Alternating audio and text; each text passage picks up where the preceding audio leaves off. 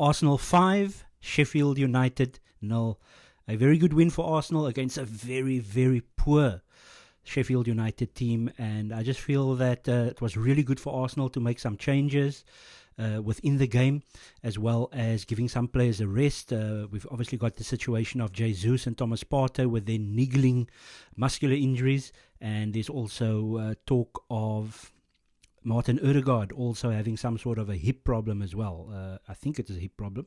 So he's been playing obviously with that issue, and once again performance is clear for all to see that obviously affects the performance of the players as well. The same like Martinelli and Trossard carried knocks, Saka carrying knocks as well. So Arsenal, despite still being undefeated, and that's fantastic, have loads of players that has knocks. And obviously hearing from experts over the years, players always do play with knocks. They never really 100% fit, but it's clear to see. So if we are analysing individual players, they're not the same as what they were last season. It's because they're probably carrying knocks and they are not at their very best. And Arsenal as a squad are really doing well, in my opinion. We're much better as a squad than last season, and that's going to hopefully be prevalent against West Ham on Wednesday. It's going to be a tough game. It's going to be interesting to see how they pick their team and how we pick our team, but it's very good to see that Arsenal are picking up the results, and we played really well after the first goal, obviously. So first, the starting lineup. So a lot of people thought maybe Ramsdale will come in for this one against his former team, but David Raya stays in goal, and then our four defenders, obviously left back was Zinchenko, had a much better game, was much more involved in midfield, didn't give the ball away so much, but obviously there wasn't much pressure because they were really playing with very deep low blocks, Sheffield United. So obviously there wasn't much pressure from a wing standpoint for Zinchenko to be able to defend, but he was at left back. And then we made a change at left centre back, Gabriel Magalhaes being rested a bit on the bench. I would actually have played Gabriel and Kivio, but maybe Saliba will have a rest on Wednesday. But Saliba, right centre-back, he was fantastic again, whatever, and there wasn't much that came from an attacking standpoint for Sheffield, but he obviously did everything well. And then at right-back was Ben 10 out of 10 White, who was then substituted in by Tomiyasu in the second half, which obviously gave him a bit of a rest as well. So it's again interesting to see how we're going to go about that, because we haven't obviously got much options. We haven't used Cedric at all. He just gets to train basically, and had one or two under 21 games. So the right back situation will be interesting.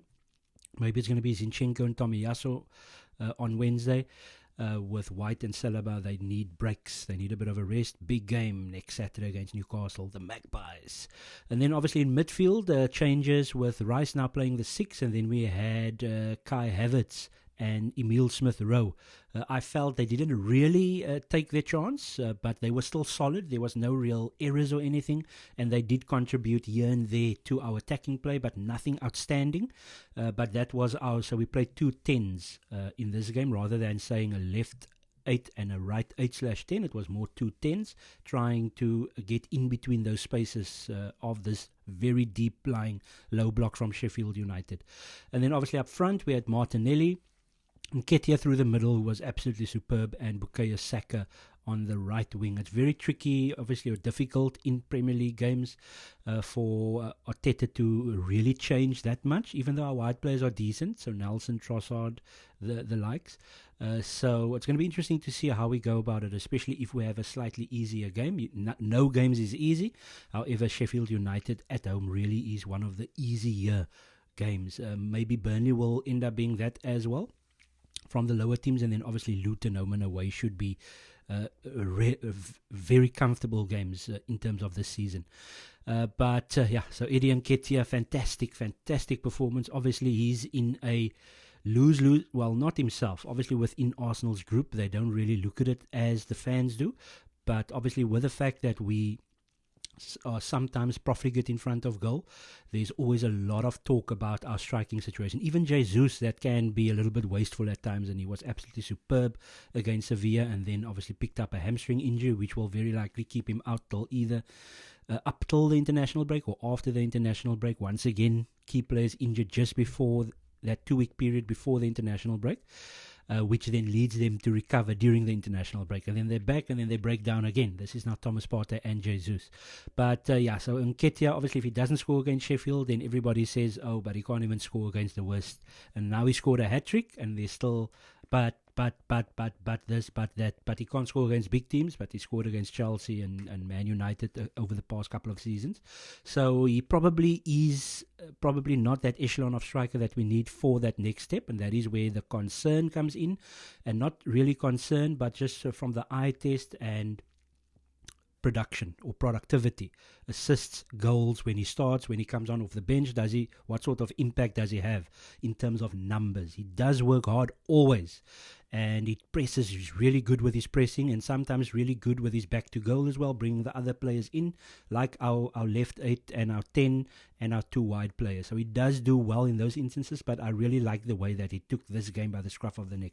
Arsenal did struggle, were very slow with the passing in the first 20 minutes or so, but then things started changing, and there was a really uptake in tempo after the first goal. What a first touch. Austin Trust, he really tried his best, but a fantastic touch from Nketiah in the box just to take the ball a little bit away from Trusty, and then scoring a fantastic goal that makes it 1-0 for Arsenal.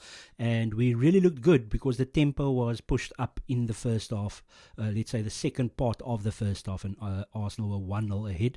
You could see the goals were coming, and then obviously in the second half they obviously got more tired. They weren't really brave. I'm talking about Sheffield United in terms of getting out of this deep lying low block, and Arsenal were able to pick them off. Fantastic second goal.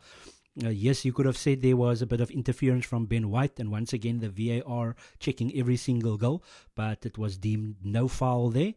In fact, I think Nketiah was actually pulled just before the ball landed at his feet, and he was able to bang that one in. 2-0 to Arsenal, and then a banger, the third goal, the hat-trick goal. And I was extremely happy and proud for him, because Arsenal don't really got a load of players that scores 2 goals at most, but we actually really don't have hat-tricks like the likes of Haaland and those Kane that could get regular hat-tricks. So it's very nice to see Arsenal player getting the ball. A fantastic goal outside of the box, and somebody actually made quite a nice point that all his goals combined wasn't even as far, if you add the distance from goal, wasn't even as far as the shot. So a very good goal, 3-0 to Arsenal, and then we were obviously able to make some changes. Trossard looked really bright when he came on, and that's the type of impact that you want. Obviously, he's very likely going to start on Wednesday, so it's going to be interesting to see how he can then push on. Vieira and Smith Rowe will obviously hopefully start as well. We might have Nketiah start again, or Nketiah maybe kept back and Havertz playing up front. Maybe that is the way to go, to see how Havertz goes for full 90 playing alone up front, and then you could maybe have Jorginho and El Neni and Vieira. Maybe Vieira on the right, or maybe Nelson on the right, Trossard on the left. But we'll get to that. But it was very good to see that the players that came on made a difference. Once again, Vieira having a bit of a good play. He obviously also one of these Arsenal players that's recently had their wives or partners given birth, so the whole family vibe at Arsenal is also growing when it comes to that, like Ramsdale the other day, and obviously Vieira winning the penalty as well and converting the penalty, so that was awesome to see. 4-0 to Arsenal, and then Takehiro Tomiyasu scoring his first Arsenal goal. Fantastic goal from the corner, and Arsenal were 5 up. Havertz had a chance late on. So the score could have been anything. Arsenal were really good. They were very clinical in front of goal. Chance creation was much better as well. But we take this 5-0. Other results, Manchester City comfortably beating Man United. The Mancunians of Manchester Blue and Mancunians of Manchester Red playing against each other.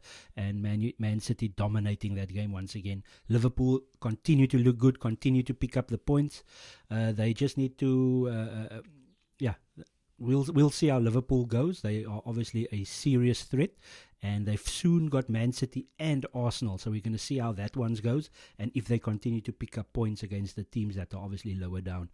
So they are a threat for the title at this moment in time, and then we know Man City as well, and then Arsenal hopefully will, especially in the second half of the season, I want us to really develop our attacking play as the season goes on, and hopefully somehow get to a point where we can keep players fit and be able to really interchange as the season becomes harder. So really happy to see the Arsenal get the 3 points. Obviously it was fully expected. Sheffield United definitely the worst team in the division. I know there's the likes of Burnley and Luton that's also not that great, and then one or two other teams that's also not great. And then we get to see obviously Arsenal going to the London Stadium. Becomes very interesting. Obviously Declan Rice has a massive engine on him, really probably would want to play on Wednesday. However, we need to be careful because Thomas Partey is now out. Jorginho obviously and El Neni are the other 6 options. So I don't know, maybe have Rice come off the bench, I don't know, maybe start Rice, take him off early, but El Neni and Jorginho should be able to play in these type of games and give some sort of a performance. It might not be enough, it's going to be tough to beat West Ham, but they also have a lot of football as well. They just lost to Everton actually yesterday, so Arsenal also have the extra day. That is probably pointless because we will be making changes anyway. So it's going to be interesting to see if West Ham go full tilt, because they then obviously have a away league game next weekend, and then they have the Europa League again. They just also lost the Europa League game the other day. So they are, from a result standpoint, not looking that great, but they do tend to perform against Arsenal at home, and they do tend to perform against the big teams, especially at the London Stadium or the Olympic Stadium. So it won't be easy for Arsenal. We really want to go far in the Carabao Cup, but I do understand that we do need to make changes, and the players that comes in needs to make a difference. And then obviously next Saturday it's Newcastle United. I think it's next Saturday. I don't think they changed the fixtures.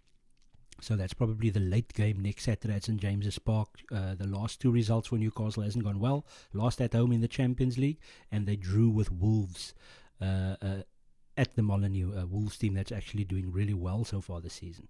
So it's still looking very positive for Arsenal. Still only the 1 defeat in Europe. Something that we then immediately learned from by going to a tougher venue and winning. And then obviously we had the 3 draws in the league, 2 of them at home and 1 poor one against Chelsea. Chelsea went to go and lose 2-0 at Stamford Bridge to Brentford. So that one was very disappointing after the international break. But hopefully we are now going to develop fluidity, and maybe not so much on Wednesday, but hopefully we are fluid as well as solid on Saturday, because Newcastle United is going to want to put one over us. Come on, you Gunners!